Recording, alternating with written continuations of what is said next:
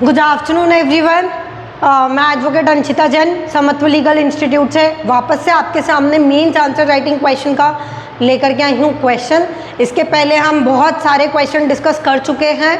ये specific relief act board पे दिख रहा होगा SRA, उसका ये फर्स्ट क्वेश्चन है हमारे सामने। इसके बाद मैं आपके लिए एक और क्वेश्चन लेकर के आऊँगी जो SRA से रिलेटेड होगा। मेंस आंसर राइटिंग के लिए सबसे ज़्यादा स्कोरिंग सब्जेक्ट माना जाता है क्योंकि इसे माइनर एक्ट में काउंट किया जाता है। ठीक है, तो ये सबसे ज़्यादा स्कोरिंग होता है किसके लिए? मेंस के लिए। बहुत कम क्वेश्चंस प्रिपेयर करने रहते हैं और इसमें हम लोगों को ज़्यादा कंटेंट नहीं लिखना होता है, जितना पूछा जाए उतना ही लिखना होता है। तो हम स्टार्ट करते हैं हमारा mains answer writing session. Start करने के पहले एक छोटा सा क्लास का इंट्रोडक्शन। हमारा इंस्टीट्यूट इंदौर में बेस्ड है। हम लोग ऑनलाइन और ऑफलाइन इंस्टीट्यूट दोनों चलाते हैं। हमारा इंस्टीट्यूट ऑल स्टेट जुडिशरी की प्रिपरेशंस करवाता है। आप जिस भी स्टेट की प्रिपरेशन करने में इंटरेस्टेड हैं हमसे कांटेक्ट कर सकते हैं। हमारे कंटेंट हम कैसे पढ़ाते हैं, क्या पढ़ाते हैं, आप हमारे यूट्यूब चैनल पर देख सकते हैं। वहाँ पर प्रॉपरली वीडियोस अपलोडेड है जहाँ पर हमने पूरी डिस्क्रिप्शन के साथ में इन डिटेल्ड फॉर्म में बताया है सारे आंसर्स को लेकर के। और इसके अलावा दूसरे भी हमने चीज़ें हैं, कंटेंट हैं जो यूट्यूब पर डाला है। ठीक है, इसी के साथ में हम लोग ऐसे ही आगे हमारा इंस्टीट्यूट प्रिपरेशन करवाता रहता है।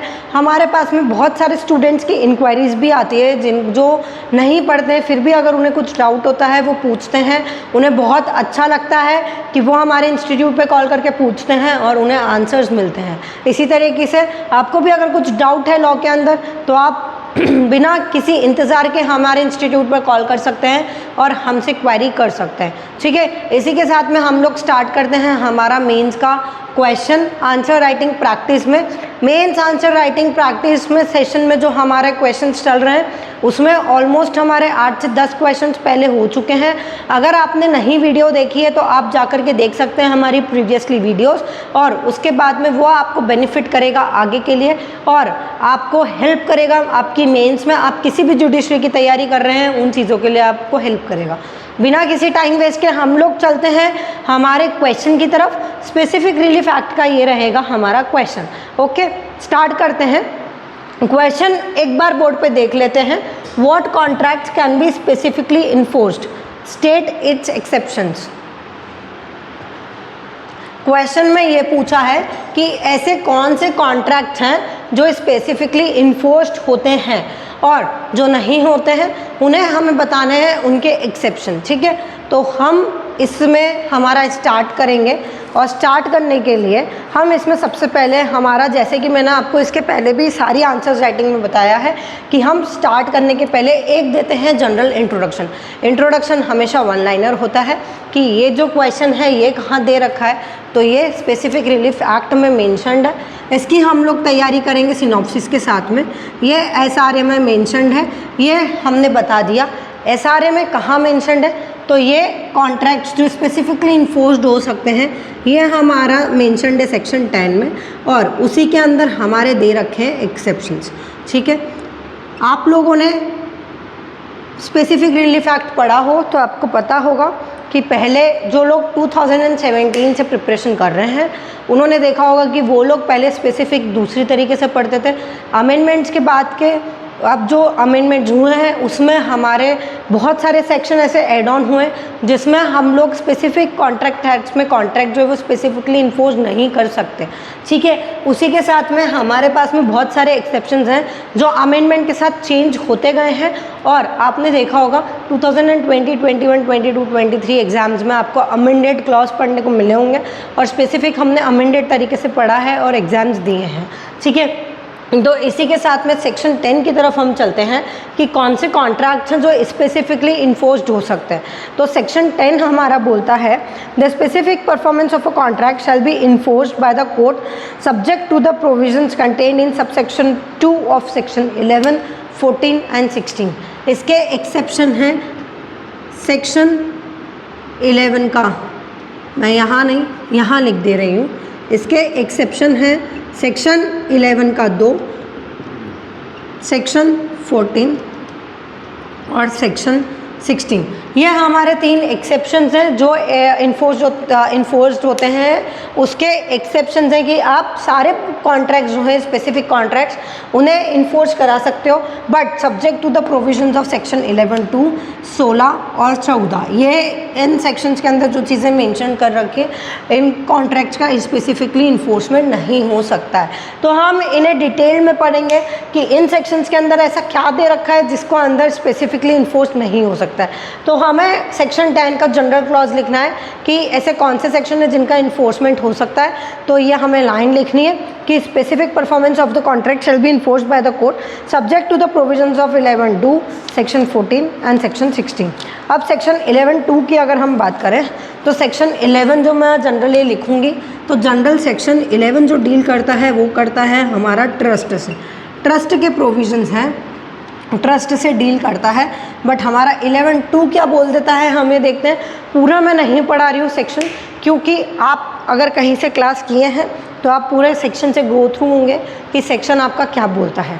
तो 11 का 2 बोलता है, a contract made by a trustee in excess of his power और his breach of trust can not be specifically enforced. ठीक है, इसमें ये बोला है कि अगर कोई भी ट्रस्टी है, अगर वो एक्सेस पावर्स का यूज़ करता है, ट्रस्टी अगर एक्सेस पावर का यूज़ करता है, तो आप उसके अगेंस्ट में एक्सेस पावर का यूज़ करता है तो आप फिर स्पेसिफिक परफॉर्मेंस नहीं यूज़ कर सकते हैं। फिर कॉन्ट्रैक्ट जो है वो स्पेसिफिकली इन्फोर्स नहीं होगा। अगर उसने, ट्रस्टी ने अपनी पावर से एक्सेस में या फिर किसी ट्रस्ट को ब्रीच करते हुए अगर उसने कोई काम किया है, तो फिर वो जो कॉन्ट्रैक्ट है या वो जो काम है वो स्पेसिफिकली इन्फोर्स नहीं होगा। ये हमारा बोलता है सेक्शन 11 का 2। बहुत ज़्यादा इम्पॉर्टेंट सेक्शन है, मेंस में पूछा जाता है।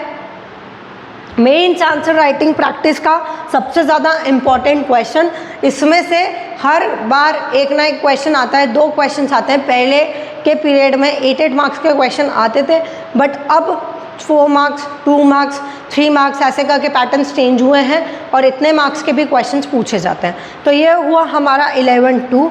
उसके बाद में अगर हम देखें हमारा सेक्शन 14 जिसमें स्पेसिफिक इन्फोर्स नहीं हो सकता है, तो हम एक बार सेक्शन 14 हमारा पढ़ लेते हैं। The following contracts can not be specifically enforce. कौन कौन से हैं? अगर फर्स्ट हमारा क्लॉज बोलता है कि ये सब्स्टिट्यूट हुआ है, ठीक है, इसमें से पहले ये क्वेश्चन अलग था, मतलब ये सेक्शन जो है वो पहले अलग था, अब ये हुआ है। कौन से कॉन्ट्रैक्ट्स हैं जो स्पेसिफिकली इन्फोर्स नहीं होते, तो हम इसमें देख लेते हैं। सबसे पहला पॉइंट है, where a party to a contract has obtain substitute performance और a contract in accordance with the provisions of section 20। इसके अंदर हमारा फर्स्ट क्लॉज बोलता है कि अगर सामने वाली पार्टी ने 14 सेक्शन 14 अब हम रीड कर रहे हैं, इसमें ये बोलता है कि अगर सामने वाली पार्टी ने सब्स्टिट्यूटेड परफॉर्मेंस ले लिया है तो फिर आप स्पेसिफिक परफॉर्मेंस नहीं करवा सकते हो। सब्स्टिट्यूटेड परफॉर्मेंस रिसेंटली क्या अमेंडमेंट में ऐड हुआ है, जिसके अंदर एक जीस्ट बता देती हूँ। नॉर्मल बोला गया है कि अगर आप स्पेसिफिक परफॉर्मेंस नहीं करवा पा रहे हैं तो आप सब्स्टिट्यूटेड परफॉर्मेंस करवाइए, और अगर आप सब्स्टिट्यूटेड परफॉर्मेंस करवा लेते हैं तो फिर आप स्पेसिफिक परफॉर्मेंस ऑफ कॉन्ट्रैक्ट के लिए क्लेम नहीं कर सकते हैं। क्योंकि इसमें आप देखेंगे तो सब्स्टिट्यूटेड परफॉर्मेंस के सेक्शन 20 के अंदर अगर हम जाते हैं तो सेक्शन 20 के 3rd क्लॉज में दे रखा है कि अगर पार्टी जो है वो सफरिंग ब्रीच ऑफ कॉन्ट्रैक्ट है और अगर सामने वाली पार्टी ने जो है वो सब्स्टिट्यूटेड परफॉर्मेंस एंजॉय कर लिया है थर्ड पार्टी के द्वारा, तो फिर जो पार्टी है जो कि ब्रीच ऑफ कॉन्ट्रैक्ट से सफ़र कर रही थी, अगर उसने substitute performance of contract accept कर लिया है, एंजॉय कर लिया है थर्ड पार्टी से, तो वो अब स्पेसिफिक परफॉर्मेंस का क्लेम नहीं कर सकती है, वो रिलीफ नहीं मांग सकती है कि मुझे स्पेसिफिक परफॉर्मेंस ऑफ एक्ट भी दिया जाए। ये एक एक्सेप्शन है। तो अगर आपने सब्स्टिट्यूट परफॉर्मेंस करा लिया है तो आपको स्पेसिफिक परफॉर्मेंस नहीं मिलेगा। ये है हमारा दूसरा एक्सेप्शन जो है सेक्शन 14 के अंदर। बी बोलता है कि अगर कोई कॉन्ट्रैक्ट ऐसा है जिसका परफॉर्मेंस जो है वो कंटिन्यूस ड्यूटी के कारण से है, ठीक है, उस परफॉर्मेंस को लेकर के आपको कंटिन्यू ड्यूटी देनी है, ठीक है, और उसको मतलब उसको कंटिन्यू ड्यूटी देनी है और ऐसी ड्यूटी है वो कि उसका स्पेसिफिक परफॉर्मेंस इन्फोर्स्ड ही नहीं हो सकता है और वो ड्यूटी जो है वो कोर्ट सुपरवाइज कर ही नहीं सकती है। तो इस चीज़ को लेकर के आप स्पेसिफिक परफॉर्मेंस ऑफ कॉन्ट्रैक्ट नहीं करवा सकते। देखिए बहुत सारे स्टूडेंट्स मुझसे पूछते हैं मैम सेक्शन 14 के अंदर जो क्लॉज है वह एज इट इज़ लिखना ज़रूरी है क्या? क्लॉज ऊपर नीचे नहीं हो सकते हैं, कर सकते हो आप ऊपर नीचे, बट कोशिश ये करो कि माइनर एक्ट है तो माइनर एक्ट को आप जितना पूछा गया है उसमें आप अगर वर्ड टू वर्ड क्लॉज के साथ में लिखेंगे तो इससे आपकी एक्यूरेसी जज होगी और जजेस ये देखेंगे कि आपकी इसके अंदर एक्यूरेसी कितनी है। ठीक है, अब हम थर्ड क्लॉज की तरफ चलते हैं कि कॉन्ट्रैक्ट किसके ऊपर बेस्ड था? पर्सनल क्वालिफिकेशन के ऊपर बेस्ड था और जो बंदा कर रहा था वो मर गया। ठीक है, मर जाता है या गुम जाता है या ऐसे कोई सर्कमस्टांसेस हो जाते हैं कि अब वो करना पॉसिबल नहीं है। ठीक है, तो फिर अगर वो पर्सनल क्वालिफिकेशन पे बेस्ड है पार्टीज़ के द्वारा और कोर्ट जो है वो भी उसको मटेरियल टर्म्स में इन्फोर्स नहीं करवा सकती है, कोर्ट नहीं करवा सकती है क्योंकि वो बंदा है ही नहीं। तो जब ये वाली चीज़ हो जाती है तो ये मना कर दिया जाता है कि नहीं आप नहीं कर सकते हो, स्पेसिफिक परफॉर्मेंस ऑफ कॉन्ट्रैक्ट नहीं हो पाएगा क्योंकि वो पर्सनल क्वालिफिकेशन पे बेस्ड है। ठीक है, the contract which is so dependent on the personal qualification of the parties that the court can not enforce specific performance of its material terms. ठीक है, और चौथा ये बोलता है कि अ contract in its nature determinable, मतलब नेचर डिटर्मिनेबल मतलब ऐसा कोई वो क्या बोलते हैं अपना कॉन्ट्रैक्ट जो डिटर्मिनेबल हो, जो जानते हो हम उनको लेकर के नेचर अगर डिटर्मिनेबल है कोई भी कॉन्ट्रैक्ट का तो वो स्पेसिफिकली इन्फोर्स नहीं हो सकता है। तो ये हमारे थे 4 पॉइंट जिसके अंदर हमें लिखना है नहीं हो सकता है। अब हम चलते हैं हमारे सेक्शन 16 की तरफ जिसमें नहीं हो सकता है तो specific performance of the contract can not enforced in favour of a person. अब इसके अंदर हम देख लेते हैं कि कौन से स्पेसिफिक परफॉर्मेंस है जो नहीं हो सकते हैं। इतने हमने देखे, अब हमारे 16 में दे रखा है वापस से यही एक लॉस कि अगर सामने वाले ने सेक्शन 16 की तरफ जाते हैं तो इसमें भी हम देखेंगे तो ये देखेंगे कि अगर सामने वाले ने सब्सटीट्यूटेड परफॉर्मेंस ले रखा है, सब्सटीट्यूटेड परफॉर्मेंस ले रखा है तो ये भी स्पेसिफिकली इन्फोर्स नहीं होगा, ये हमारा एक क्लॉज बोलता है। फिर सेकंड बोलता है who has become incapable of performing violate any essential terms of his contract. Incapable है या तो सामने वाला जो कॉन्ट्रैक्ट है वो क्या हो गया है, इनकैपेबल हो गया है, अब वो परफॉर्म नहीं हो सकता, या फिर उसकी कोई एसेंशियल कंडीशंस है वो क्या हुई हैं, वो वायलेट हुई हैं, वायोलेट्स हुई हैं। उसके बाद में वायलेट्स के बाद में उसका जो है वायलेट्स हुई हैं और उसकी जो पार्ट है वो जो है वो परफॉर्म्ड होना बाकी है बट उनका स्पेसिफिक परफॉर्मेंस नहीं हुआ है, और या फिर आपने फ्रॉड में एक्ट किया है। ठीक है, कॉन्ट्रैक्ट में फ्रॉड हुआ है जिसके कारण से उसका स्पेसिफिक परफॉर्मेंस नहीं हो सकता है, और willfully act at variance with or in some version of the relation intended to be established by the contract। या फिर आपने कोई ऐसा काम किया है willfully किसी के बहकावे में आकर के या फिर किसी के प्रेशर में आपने कोई काम किया है, willfully वेरिएंस किया है कॉन्ट्रैक्ट के अंदर जिसका जो है स्पेसिफिक परफॉर्मेंस एक्ट नहीं हो सकता है। तो ये अगर सारी चीज़ें हैं तो आपका परफॉर्मेंस, आपका स्पेसिफिक परफॉर्मेंस नहीं होगा। देखिए हमारा इंस्टीट्यूट जो है ना वो कोशिश ये करता है कि हम उस चीज़ को इतना इजी बना दें, उन्हें इतने छोटे छोटे पार्ट्स में स्प्लिट कर दें कि आप लोगों को अंडरस्टैंडिंग में प्रॉब्लम ना आए। यही मैंने हमारी ट्रिक के साथ में किया है और यही आप समझ लीजिए हमारे इस वीडियो को लॉलीपॉप था। मैं हर उसमें लॉलीपॉप देती हूँ, इसमें भी ये लॉलीपॉप होगा कि हमने इस क्वेश्चन में इस चीज़ को, इस पॉइंट को, इतना बड़ा पॉइंट था ये, उसको इतना इजीली लिखा है हमने क्वेश्चन मार्क में और इतना इजीली स्प्लिट किया है कि आपको ये पॉइंट्स याद रह जाने हैं और आप एज इट इज़ लिख के आने वाले हैं बिना किसी हेजिटेशन के, बिना किसी घबराहट के। ठीक है, ये सबसे बेस्ट टेक्निक होती है किसी चीज़ को लर्न करने की, जो कि हम लोग प्रोवाइड कराते हैं कि आप कहाँ से उसे कट करोगे जिससे आपको उस चीज़ को आगे प्रिपेयर करने के लिए इजी रहेगा। ठीक है, तो ये सेकंड पॉइंट है हमारा। उसके बाद में थर्ड पॉइंट ये आता है कि who fails to prove that he has performed or has always been ready and willing to perform the essential terms of contract which are to be performed by him other than terms the performance of which has been prevented or waived by the defendant. जिसने proof करना जो भूल गया हो, who fails to prove, जो prove नहीं कर पाया हो कि उसने प्रॉपर काम किया है और उसने प्रॉपर काम करने के बाद में वो जो है रेडी एंड विलिंगनेस थी उसकी, वो चाहता था कि इसका परफॉर्मेंस हो और मैं इसका परफॉर्मेंस करूं, वो नहीं कर पाया, वो इसको परफॉर्म करना भूल गया, तो इसीलिए उसका स्पेसिफिक परफॉर्मेंस नहीं हो पाएगा। क्यों? क्योंकि वो नहीं कर पाया, वो भूल गया, उसने विलिंगनेस नहीं बताई, वो चीज़ों को नहीं बता पाया कि वो able and willing to perform था, और अगर वो ये भी था तो उसने ऐसे कोई रिसोर्सेज नहीं बताए अपने पास कि नहीं मैं सच में इस काम को करना चाहता था, इस काम के लिए प्रेजेंस ऑफ माइंड मेरा था और मैं सही में इसके लिए टोकन अमाउंट दे रहा था। एक आपने बहुत इसका पुराना एग्जाम्पल सुना होगा रजिस्ट्री को लेकर के, आपके इसमें भी बताया होगा कि अगर आप रजिस्ट्री करना चाहते हैं, एबल टू विलिंगनेस थी, तो आपको उस चीज़ को परफॉर्म करना चाहिए था। मतलब ये कि आपको ऐसा बताना चाहिए था कि अगर आपको रजिस्ट्री ऑफिस में बुलाया है तो आपको टाइम से रजिस्ट्री ऑफिस में पहुंचना चाहिए, आपको टाइम से रजिस्ट्री करवानी चाहिए, सारी चीज़ें करना चाहिए। इससे पता चलती है कि आपकी विलिंगनेस है, बट आप विलिंगनेस फेल हो गए प्रूव करने में, इसीलिए आप स्पेसिफिक परफॉर्मेंस एक्ट नहीं कर सकते हैं।